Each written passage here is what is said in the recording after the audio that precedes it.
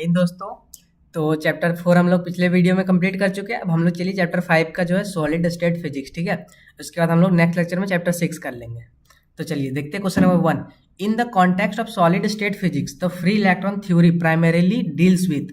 Option देखते हैं electron behaviour in a vacuum, electron behaviour within a solid lattice, electron behaviour in a plasma, electron behaviour in a gas. तो correct answer क्या हो जाएगा इसका?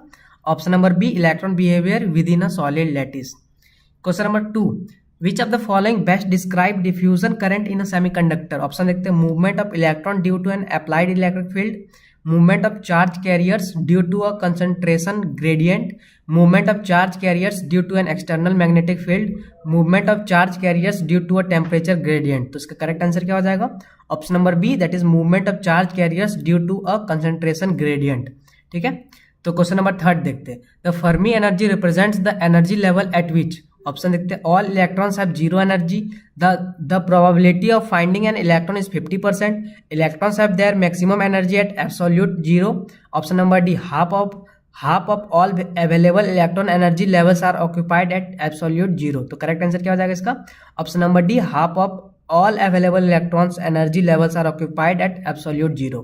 ठीक है, नेक्स्ट देखते हैं question number 4। Which distribution function is use to describe the probability of occupancy of electron energy level in a solid. Maxwell Boltzmann distribution, Fermi direct distribution, Bose Einstein distribution, Gaussian distribution. तो correct answer क्या हो जाएगा इसका?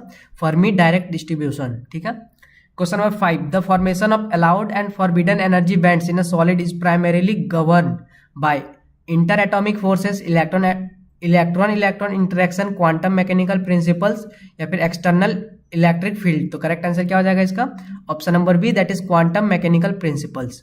Question number 6। The concept of effective mass in solid refers to the mass of an electron in vacuum, the mass of an electron in crystal lattice, the average mass of all electron in a solid, the mass of an electron at absolute zero temperature. तो इसका correct answer क्या हो जाएगा? Option number B, that is the mass of an electron in a crystal lattice.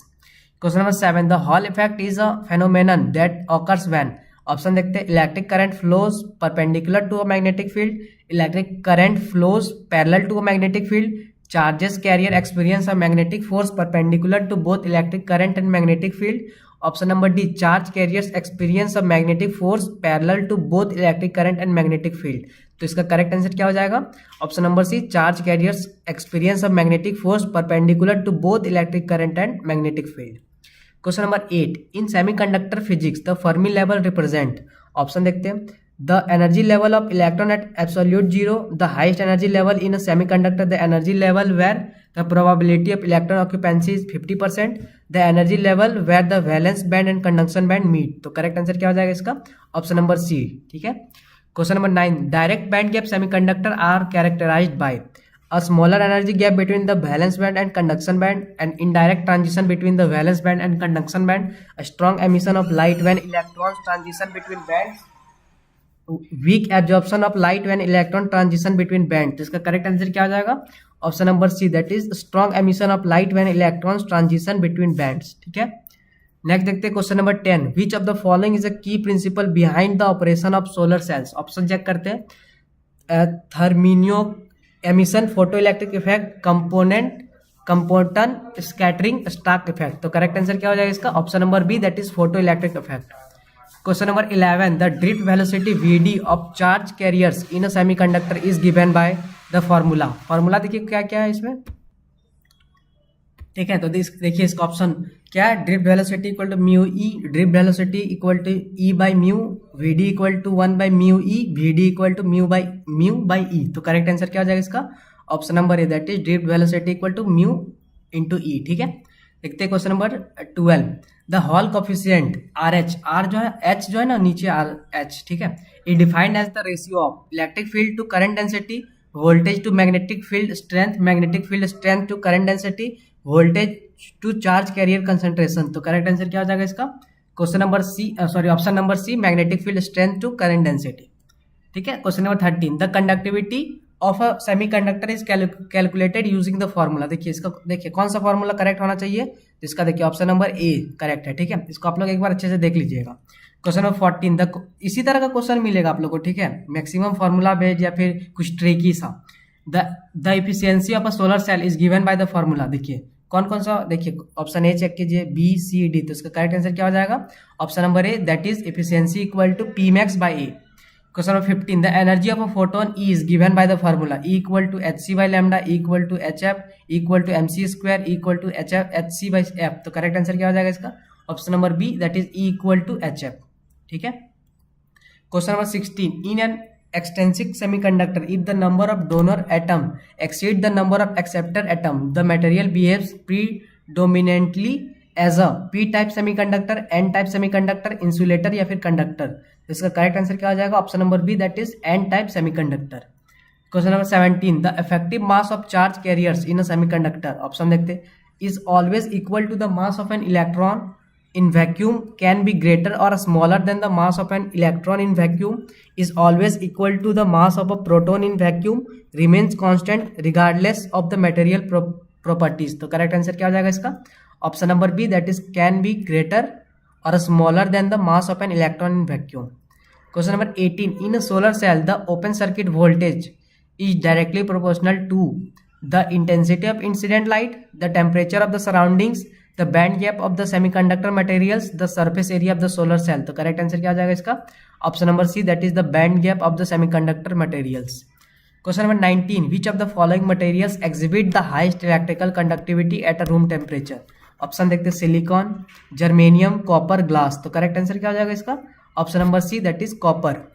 Question number 20, the Hall coefficient RH is negative for P type semiconductor, N type semiconductor, insulator, metal. तो correct answer क्या हो जाएगा इसका? P type semiconductor. Question number 21, the conductivity of semiconductor can be expressed as. देखिए इसमें फिर आप लोग को इसमें फिर से चेक कीजिए कि ऑप्शन ए करेक्ट होगा या फिर बी, सी, डी। तो इसका करेक्ट आंसर क्या हो जाएगा? ऑप्शन नंबर ए। ठीक है। Question number 22, the current density in a semiconductor under the influence of a electric field E is given bye. देखिए इस तरह का आप लोगों को क्वेश्चन मिल सकते हैं। ठीक है, कि फॉर्मूला बेस्ड सिंपल दे दिया, या फिर एक दो क्वेश्चन भी कैलकुलेशन टाइप का भी दे सकते हैं, लेकिन मैक्सिमम वो आपको फॉर्मूला बेस्ड ही देंगे। ठीक है, तो इसका देखिए ऑप्शन नंबर कौन सा करेक्ट हो जाएगा? इसका ऑप्शन ए करेक्ट हो जाएगा। ठीक है, चलते हैं नेक्स्ट क्वेश्चन पे। 23, the energy gap between the valence band and the conduction band in a semiconductor is typically denoted by EV, easy, EC and EF. तो करेक्ट आंसर क्या हो जाएगा इसका? ईजी। ठीक है। Question number 24, the efficiency of a solar cell can be enhanced by decreasing the band gap of the semiconductor material, increasing the band gap of the semiconductor material, decreasing the thickness of a solar cell, increasing the temperature of the solar cell। तो इसका correct answer क्या हो जाएगा? Option number C, that is decreasing the thickness of the solar cell. Question number 25, the current voltage characteristic curve of a solar cell typically exhibit. Option देखते हैं, linear behaviour, exponential behaviour, power law behaviour, step like behaviour. तो correct answer क्या हो जाएगा इसका? Option number B, that is exponential behaviour. Question number 26, in a direct band gap semiconductor the transition of electron from the valence band to the conduction band. Option देखते हैं, requires the absorption of energy occurs spontaneously at all temperature, result in the emission of light, does not affect the conductivity of the material। तो correct answer क्या हो जाएगा इसका? Option number C, that is result in the emission of light. 27, the Hall coefficient RH is negative for metal, conductors, insulator या फिर super conductor. तो इसका correct answer क्या हो जाएगा? Metals. Question number 28, in an intrinsic semiconductor at absolute zero temperature. Option देखते हैं, the number of electron equal to the number of holes, all energy levels in the valence band are filled, the Fermi level lies in the middle of the band gap, the conductivity is 0। तो correct answer क्या हो जाएगा इसका? the conductivity is 0। 29, the effective mass of a charge carrier in a semiconductor। Option देखते हैं, demands on the crystal lattice structure, remains constant at all temperature, is always greater than the mass of an electron in vacuum, is independent of the doping level। तो correct answer क्या हो जाएगा इसका? Option number A, that is depends on the crystal lattice structure. 30, which of the following phenomena is not utilize in the operation of a solar cell. Option देखते हैं, photo electric effect, quantum tunnelling, absorption of photon, generation of electron holes pair. तो correct answer क्या हो जाएगा इसका? Option number B, that is quantum tunnelling. तो thank you. इसी के साथ मिलते हैं अगले लेक्चर चैप्टर नंबर 6 में। ठीक है, तब तक आप लोग फिर से बोल रहे हैं चैप्टर 1, 2, 3, 4, 5 रिवाइज कर लीजिए अच्छे से। अब चलते हैं हम लोग चैप्टर नंबर 6 पे। ठीक है, उसमें मेनली थ्योरी है, मेन क्वेश्चन है ना थ्योरी ही रहेगा। ठीक है, तो चलिए मिलते हैं। Thank you. इसी के साथ मिलते हैं अगले लेक्चर में।